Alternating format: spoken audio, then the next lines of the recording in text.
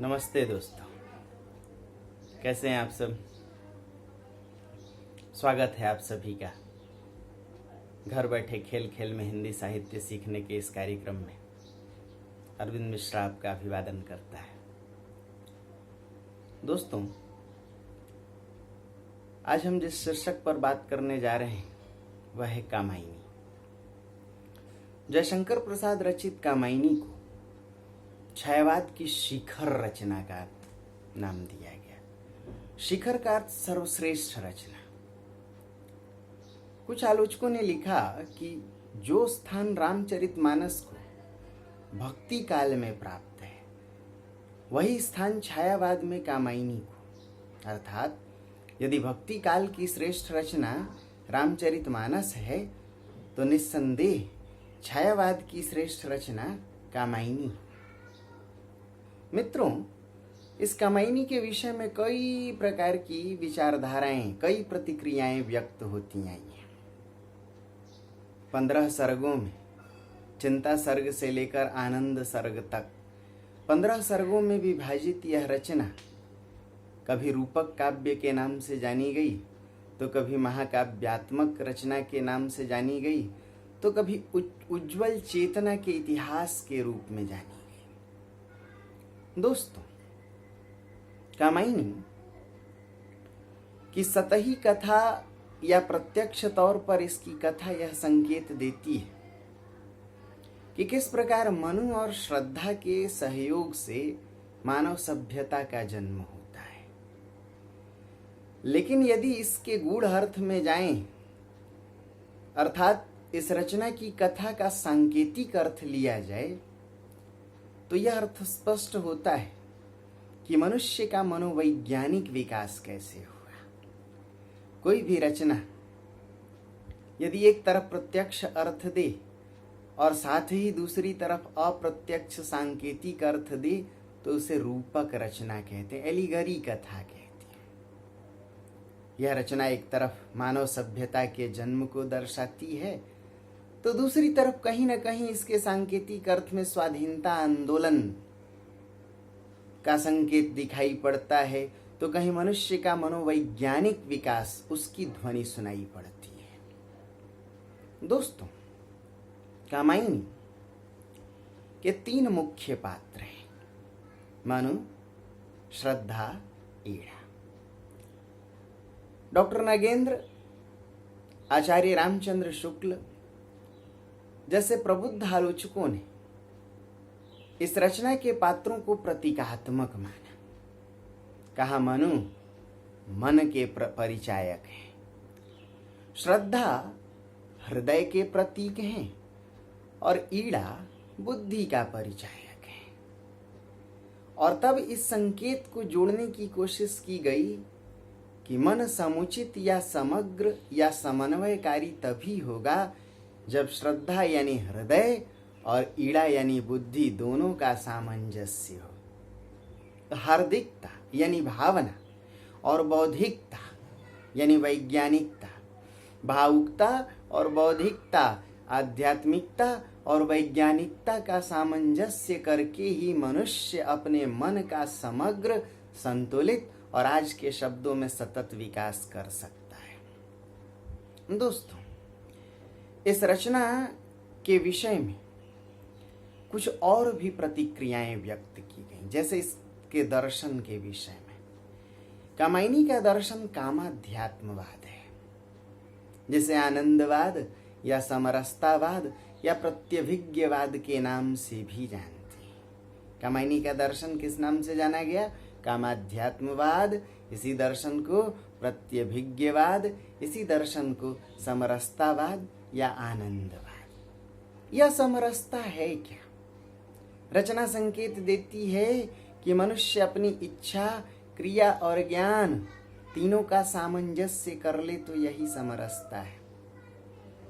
ज्ञान दूर कुछ क्रिया भिन्न है, इच्छा क्यों पूरी हो मन की, एक दूसरे से ये मिल न पाए, यही विडंबना जीवन की। यदि इन तीनों का सामंजस्य हो जाए तो यही समरसता है।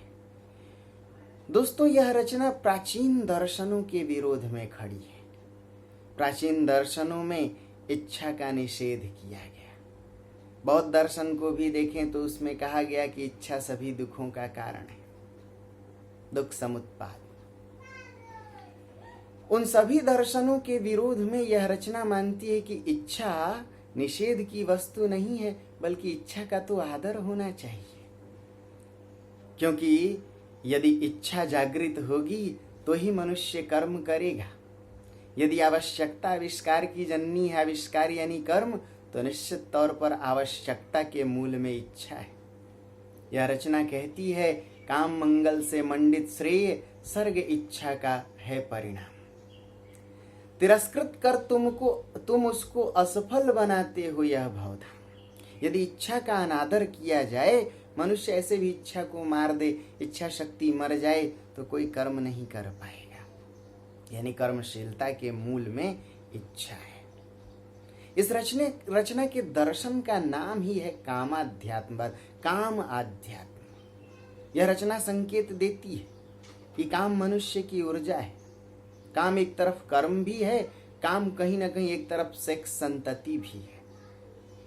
यदि मनुष्य कर्मशीलता के भी संतुलन को समझे और संतति सेक्स के भी संतुलन को समझे, तो सृष्टि की चक्रीय प्रक्रिया बनी रहेगी। मित्रों, यह रचना मानती है कि प्राचीन दर्शनों में काम और भोग का निषेध किया गया था, जो उचित नहीं है। क्यों? मनुष्य यदि इन दोनों का निषेध कर दे तो फिर वह जिएगा कैसे, वह तरक्की कैसे करेगा, उसका विकास कैसे होगा। इसलिए यह रचना कहती है, एक तुम और यह विस्तृत भूखंड, प्रकृति वैभव से भरा अमंद, कर्म का भोग, भोग का कर्म, यही जड़ का चेतन आनंद। मनुष्य अपने कर्म के द्वारा भोग को प्राप्त करता है। कर्म करेगा तो निश्चित तौर पर उस कर्म का फल प्राप्त होगा। कर्म फल की उपलब्धि, उस कर्म फल को भोग कर ही मनुष्य फिर से कर्म करने को प्रेरित होता है। मनुष्य के कर्म का यदि भोग न मिले, उस कर्म की उपलब्धि ना हो, तो मनुष्य कर्म से विमुख हो जाता है, पलायन कर जाता है। और यह रचना का मायनी पलायन नहीं सिखाती, निवृत्ति नहीं सिखाती, प्रवृत्ति सिखाती है। कर्म पथ का मार्ग प्रशस्त करती है। यह दुखवाद से व्यक्ति को दूर ले जाती है। यह रचना कहती है कि मृत्यु बोध दुखवाद का कारण है। जो लोग ये मान लेते हैं कि कल मर जाना है, ऐसे लोग दुखवाद में जीते हैं, ऐसे लोग पलायनवादी हो जाते हैं। फिर ना तो उनका मन किसी कर्म में लगता है, ना भोग में। ऐसे लोग दो ही दृष्टिकोण में जीते हैं, या तो अतिशय भोगवादी हो जाते हैं या अतिशय वैराग्यवादी हो जाते हैं। ये दोनों ही दृष्टियां गलत हैं। इसलिए रचना कहती भी है कि दुख के अज्ञात जटिलताओं का कर अनुमान, काम से झिझक रहे हो भविष्यत से बन अनजान। दोस्तों, काम मंगल को नहीं समझ पाना, जीवन को सिर्फ मृत्यु बोध मान लेना, ये तो पलायनवादी दृष्टिकोण है। यह रचना कहती है कि कर्म की ओर उन्मुख हो। और दोस्तों, कर्मशील समाज भाग्यवादी नहीं होता। और याद रखिए, भाग्यवाद आवरण होता है पाप का। जो लोग कर्म नहीं करते, वो दूसरों की मेहनत भकोसते हैं। ऐसे लोग पाप को जन्म देते हैं, हिंसा को जन्म देते हैं। लेकिन कामायनी का दर्शन यह कहता है कि समाज समरस हो, उसमें कोई शापित न हो, कोई पापित न हो। इसलिए रचना कहती है कि अपने सुख को विस्तृत कर लो, सारे जग को सुखी बनाओ। क्यों? सुख का विस्तार ही मानवतावाद है, यही समरसतावाद है। अर्थात यह रचना कहीं न कहीं सुख के विस्तृत करने का, काम मंगल की स्थापना का, कर्म और भोग के बीच संतुलन का, इच्छा, क्रिया और ज्ञान के बीच सामंजस्य का संदेश देने वाली रचना है। इसलिए इसका दर्शन कामाध्यात्म, इसके केंद्र में काम है, कर्मवाद है। याद रखिए, आज के समाज की सबसे बड़ी पीड़ा विषमता है। एक तरफ समाज का एक वर्ग है जो दिन रात मेहनत करके संघर्ष करके जी रहा है, दूसरी तरफ समाज का एक वर्ग है जो दूसरे की मेहनत पर आंखें गड़ाए बैठा है। यह रचना पूरे समाज को कर्मशील होने की प्रेरणा देती है। रचना कहती भी है, विषमता की पीड़ा से स्पंदित हो रहा विश्व महान। तो ये विषमता खत्म कब होगी? जब सर्वे भवन्तु सुखिनः। तो अपने सुख को विस्तृत कर लो, सारे जग को सुखी बनाओ। इस रचना का संदेश है। जैसे गोदान में होरी कहता है कि अकेले मोटा होना भी कोई मोटा होना है। अरे इसमें क्या सुख है?